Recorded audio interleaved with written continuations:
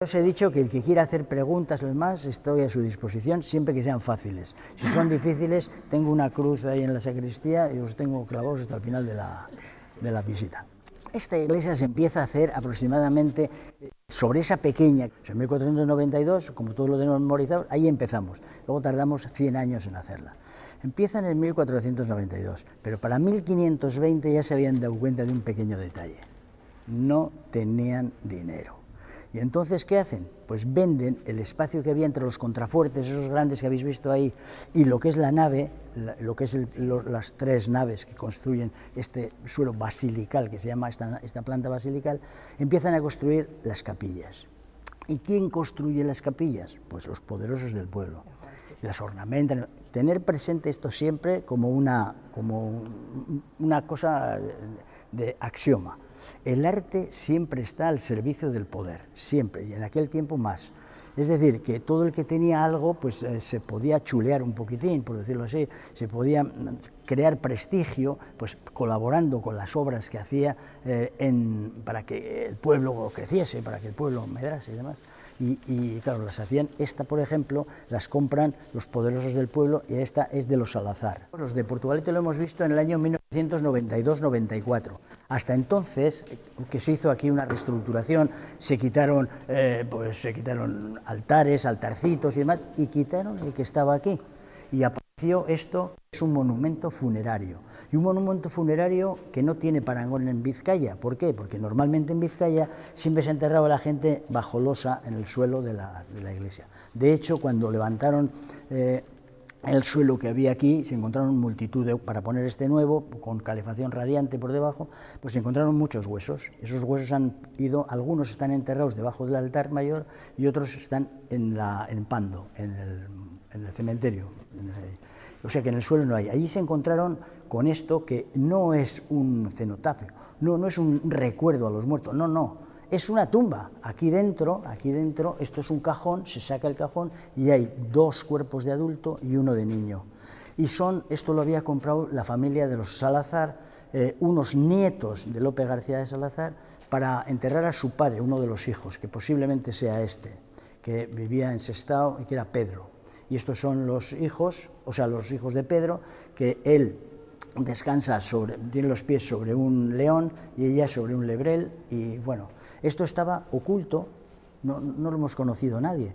Es un escudo peculiar porque tiene 13 estrellas y hay una cosa mítica aquí, se cuenta que es el de los Salazar y que los Salazar consiguieron el escudo, pues el primero de ellos. Parece ser que este escudo no era de él, era el escudo de un moro de estos retador, que en aquellos torneos de entonces pues, se había cepillado y había matado a 13 cristianos.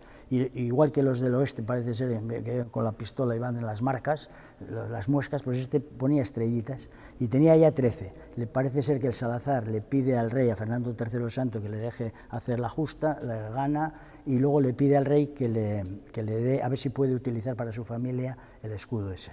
Y desde entonces, aquí le veréis en varios sitios, porque significa que alguien ha pagado, y cuando alguien paga, pues deja el sellito ahí puesto. Y aquí pues podéis ver pues, a nuestro hermoso patrón, nuestro amigo San Roque, que tiene, bueno, no vayáis a pensar que San Roque es de Portugalete, no, se llama San Roque de Montpellier, es francés. Y este además tiene unas incongruencias muy gordas porque ya veis que le han marcado aquí como si fuera del Camino de Santiago, le han puesto las conchas de peregrino. Este tío no estuvo aquí en Santiago de Compostela nunca. Este lo que hacía era la romería es ir a Roma. Y entonces, ¿qué pasaba? Este es el patrono, que sepáis, patrono de todas las enfermedades contagiosas. Y se venera mucho en puertos, en fronteras, en sitios donde hay mucha gente de paso. Y este tipo, pues, lo que hacía era cuidar a los enfermos, los cuidaba, tal, y se curaban. Y él mismo contrae una enfermedad y para no molestar a nadie se metió en un bosque a morir, y allí se quedaba. Pero apareció un perro que le llevaba todos los días la comida. Le veis que lleva ahí el pan en la boca. El perro siempre se le pone con un pan en la boca. A él siempre con una llaga en la pierna izquierda, ahí puesta, y a él todo con un pan en la boca. Pero no penséis, bueno, sobre este se hace patrono de Portugalete en 1790, hasta entonces el Santiago. Y ahora en 1790 le ponen, ¿qué pasa?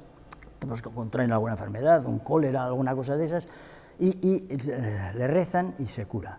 Y entonces en 1790 le hacen patrono. Y los de los pueblos cercanos, por ejemplo, los del Regato, pues se dan cuenta que pues, tenía un valor este santo, le rezaban y se curaban todos y se lo piden prestado. Pero no se lo devolvieron nunca. O sea que, oye, a ver si nos devolvéis al santo.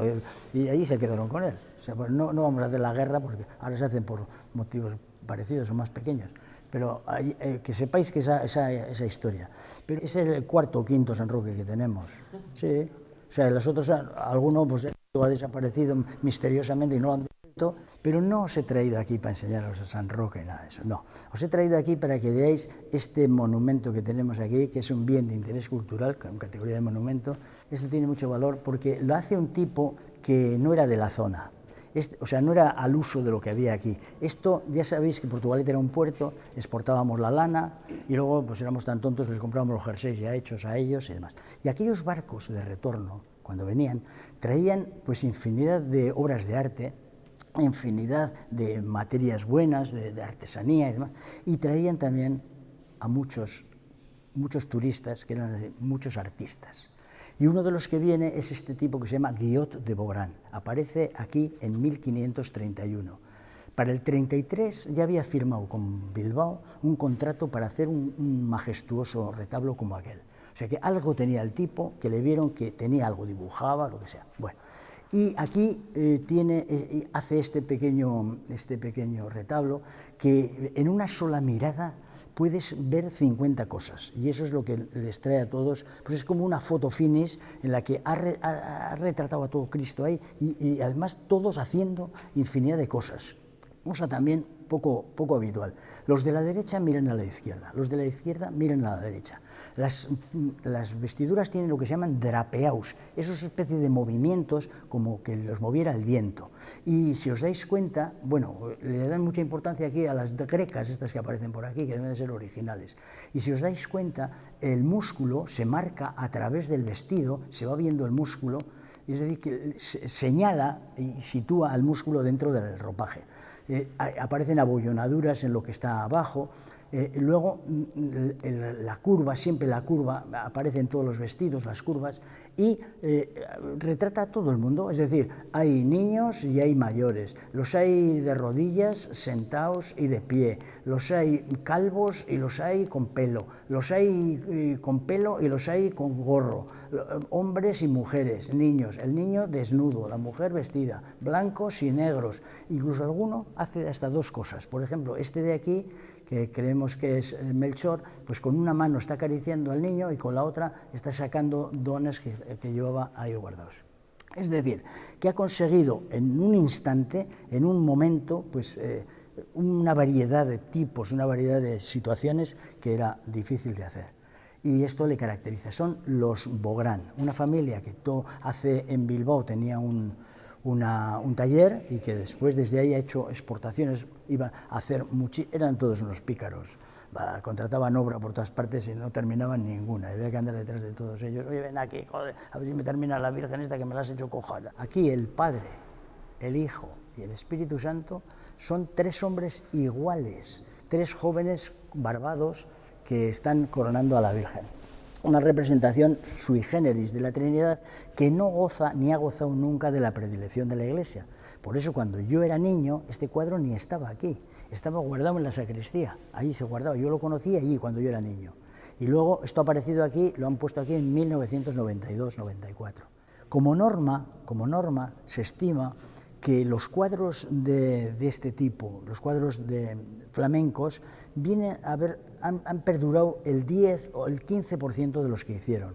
Y el que hace que al que le hemos perseguido por buscar el origen y demás, un tipo de brujas también, pues a ese se le reconocen actualmente más de 150. O sea que, para que penséis los que tendría que hacer el tipo. O sea, que no era un señor que en su casa, allí en el desván, está pintando allí detrás de la ventanita. No. Esto era una empresa. Esta era una empresa que hacían esto pues a tutiplé. Estos inventan el uso del aceite de linaza y del aceite de nuez. Y entonces, a través de los aceites vegetales, encuentran la forma de que seque. y consiguen un brillo magnífico, desconocido en la época, y se dedican a pintar de alma porque pintan lo grande, lo pequeño, en fin. Eran unos artistas, inventan la pintura de la naturaleza, en fin, hacen 50 cosas la pintura esta flamenca. Esto que estáis viendo aquí, este retablo, pues lo veis como un todo, es decir, os parece que pícaro. Os voy a enseñar ahora una serie de cosas para que veáis que no son de la misma mano. Por ejemplo, después de haber visto lo que habéis visto en el pequeñito que hemos visto anteriormente, el estilo de Guillot de Beaugrand se ve reflejado en algunas imágenes. Fijaros esa que os señalo yo, cómo se ve la pierna, cómo está de curvas, cómo está como si el viento hubiera movido los vestidos, etc. Y sin embargo, si veis aquí, este otro que os enseño, pues se parece como un huevo a una castaña. Es decir, que está liso y llano, no tiene curvas prácticamente esto, y todo cae, pues como tiene mucho más volumen, las imágenes y demás. Esto debido a una mano y esto evidentemente a otra. La Virgen que había presidido todo había sido esa, que es la Virgen, la Andramari, que es del siglo XIV y que posiblemente estuvo en la iglesia primitiva que mandó edificar doña María en 1322. Bueno, pues esta, normalmente, cuando llegaron a la época de construcción de esta iglesia, se dan cuenta que es pequeña, que es antigua, que es, pues no sé, aldeana, y deciden hacer una muy grandiosa, que es la patrona de Portugalete hoy, después de 500 años casi de hacer la iglesia. Es la iglesia de la Asunción. La iglesia de la Asunción, que ya está en todo su esplendor, en toda su grandeza, y es la que se ha venerado hasta el año 1950, en que el cura que la encuentra se da cuenta que es buena, no la quiere tirar, y la mandan restaurar. La manda a restaurar el siguiente, que es don Ángel Chopitea, al que algunos habréis conocido ya aquí, y Chopitea la manda a recuperar y la restauran en Bilbao, y en el año 1950 la vuelven a poner aquí para que esté presidiendo otra vez la iglesia, que vuelve a llamarse de Santa María. Porque si veis todavía en internet, si queréis ver el retablo este reflejado en internet, todavía figura como retablo de la Virgen de la Asunción de Portugalete. Es decir, que era la Virgen, o sea, la iglesia estaba consagrada a esa Virgen, hasta que en el año 1950 se le vuelve a entronizar a la Virgen esta aquí, que es, como digo, la pieza más antigua que hay en Portugalete, mucho más antiguo que todo lo demás, que la jarrillera y que todo. ¿Qué año, Javi? Esto tiene que ser del siglo XIV, de 1322 aproximadamente, se daría la orden de hacerla. Sí, claro, cuando María Díaz de Haro otorgó la carta fundacional, ¿entiendes? Exacto.